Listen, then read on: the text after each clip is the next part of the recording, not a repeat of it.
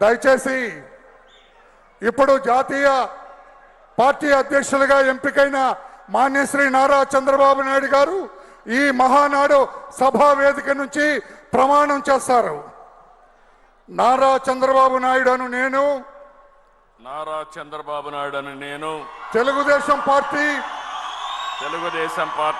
జాతీయ కమిటీ అధ్యక్షునిగా రాగద్వేషాలకు తావు లేకుండా కుల మత ప్రాంతాలకు అతీతంగా నాకు అప్పగించబడిన విధులను మనస వాచ కర్మేణ సమర్థవంతంగా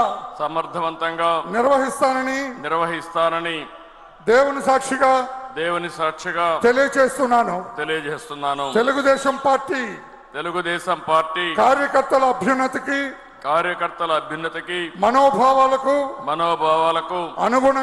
అనుగుణంగా వారి అభీష్టం మేరకు శాయశక్తులా కృషి చేస్తానని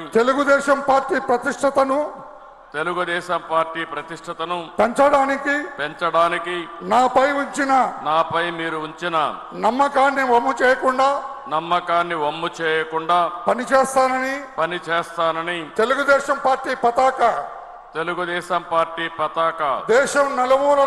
దేశం నలుమూలల రెపరెపలాడేటట్లుగా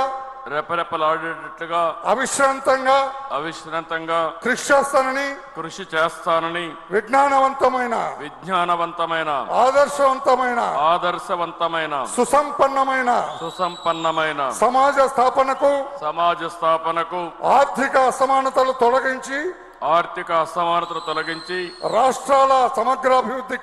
రాష్ట్రాల సమగ్రాభివృద్ధికి శక్తి వంచన లేకుండా కృషి చేస్తానని తెలుగుదేశం పార్టీ జాతీయ అధ్యక్షునిగా ప్రమాణం చేస్తున్నాను.